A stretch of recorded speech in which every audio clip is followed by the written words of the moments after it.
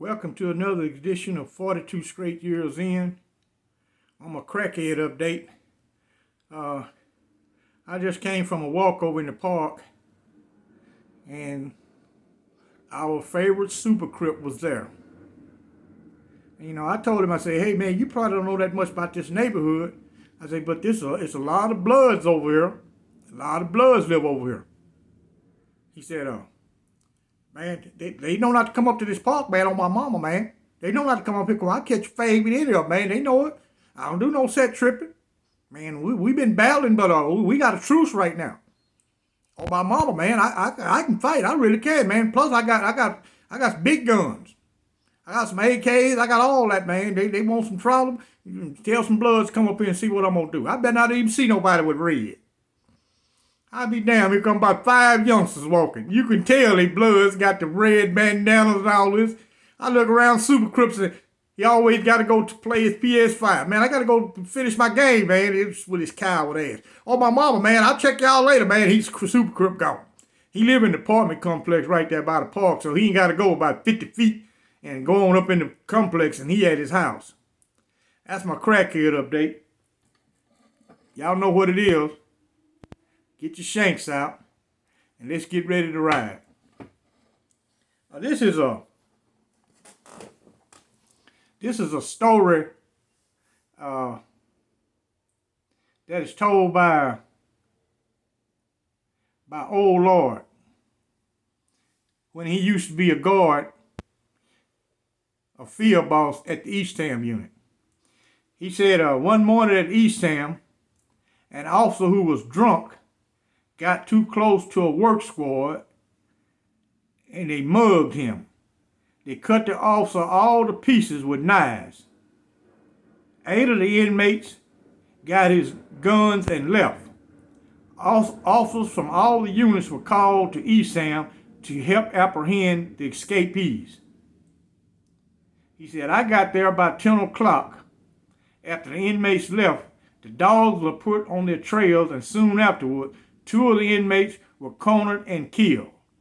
The next day, the bodies of 2 inmates were found floating in the river. A citizen told the officers that 2 men had passed by his house with a guard up front. The next day, they were found. The 2 inmates were found and they were killed.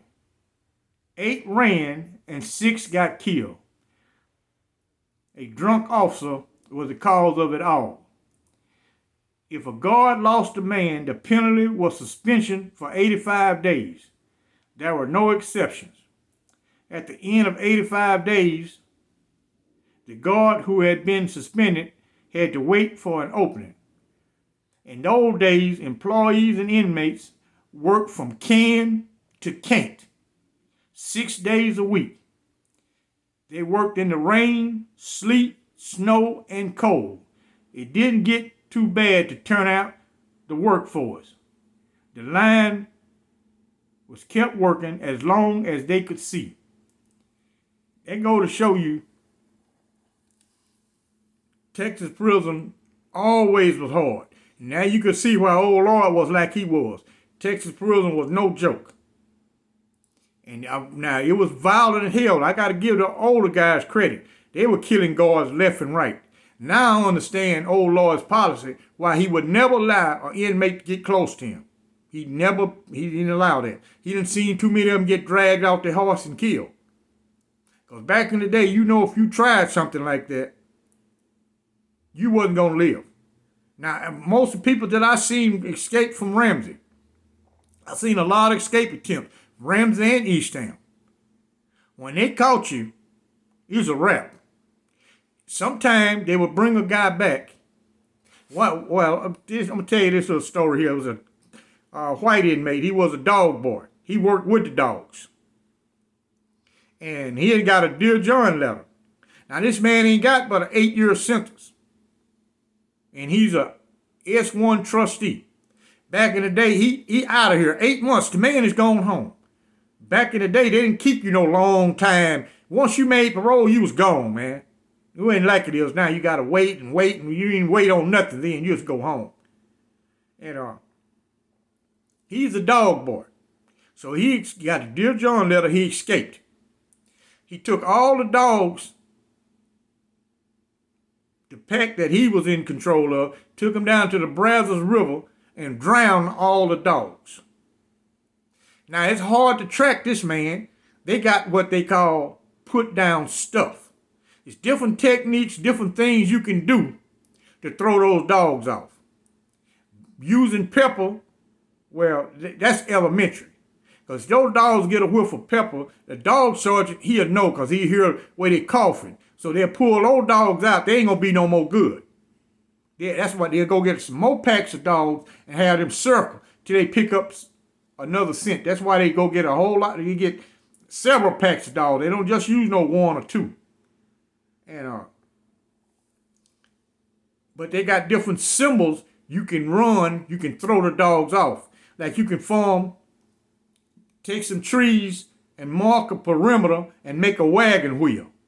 Make the spokes in it and jump out of the circle. That'll throw the dog off. You can make an A, but you got to backtrack that A. When you come across, bunny hop out of it.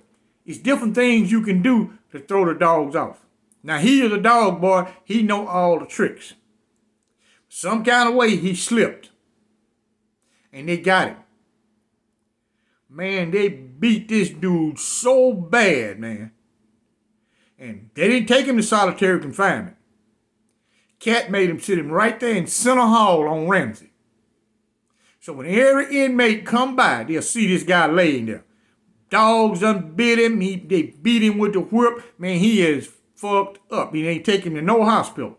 They left him laying in the hallway. Anybody with any sense whatsoever can look at this man and can tell, without medical attention, this guy's gonna die.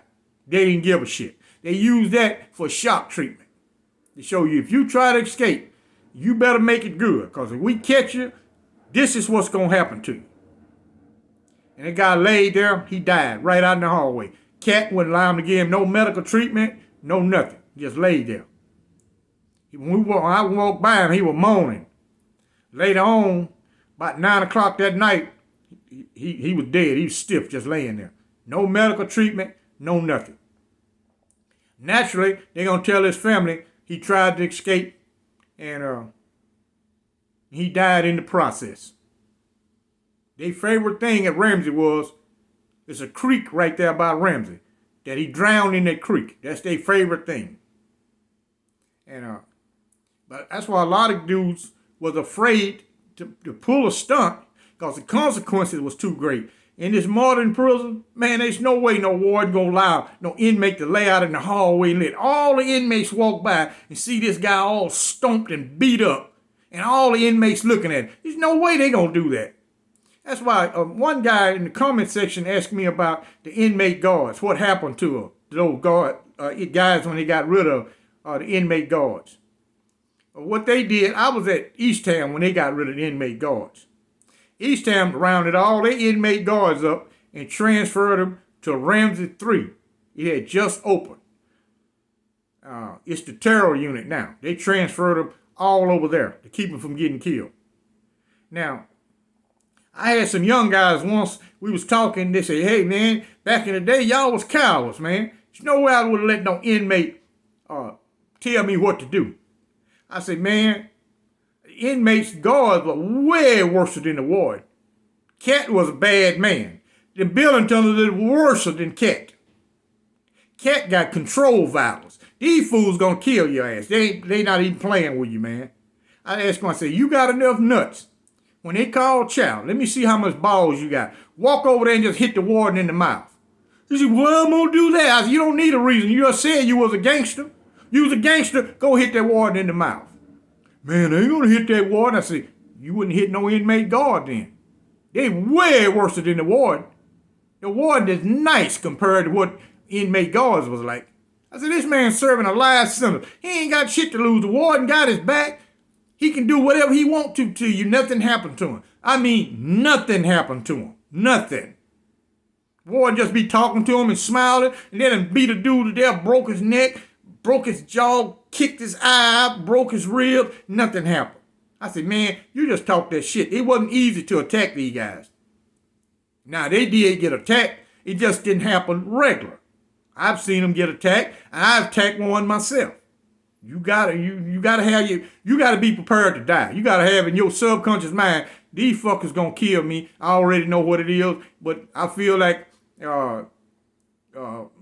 I've been messed over so bad to the hell with the consequences. If I die, I die. If I live, I live. You gotta have that type of philosophy to even deal with those guys, because they come in waves.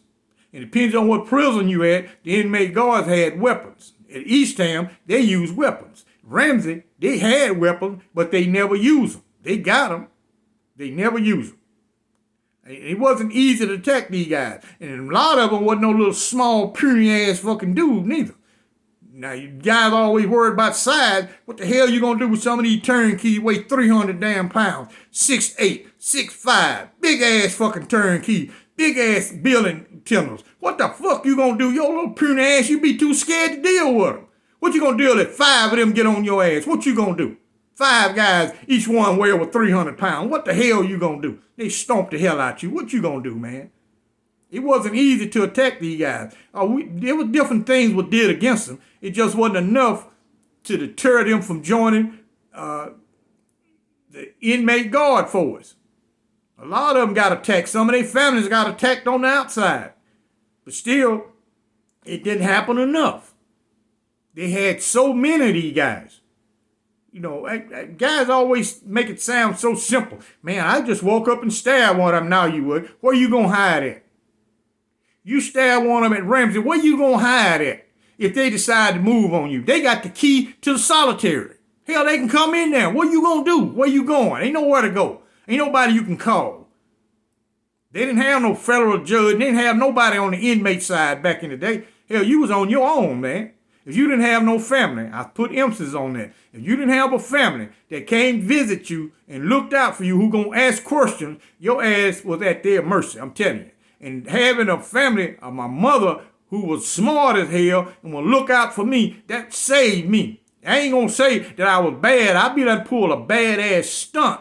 But I had another inmate who I could trust write a letter out, and I write it in code on the back of the letter, telling my mama, get the U.S. Marshals over here. Wouldn't they be done killed my ass? That's what saved me. I had her backing me up. A lot of guys wasn't that fortunate. I know some old guys been locked up 25, 30 years. They ain't never got a letter from nobody on the outside. Then you at the warden's mercy. Back in the day, that's why Cat could do what he wanted to do. He know you was at his mercy. He was your guard. Whether you live or die off of Cat's word, he can easily have you killed. Easy. You remember, all he got to do is call somebody in there, call Big Bird in his office and say, hey, have old so-and-so taken care of. And it's a wrap. You're going to get got. I guarantee you that. Yeah. Enough ranting and raving. Keep your shanks out. It's starting back to rain a little bit up here in Dallas. I went to Target a few minutes ago. There's all kind of stores over here in East Dallas. So I rode around, me and my old lady. She out there with her sister. They playing tennis with some of their friends.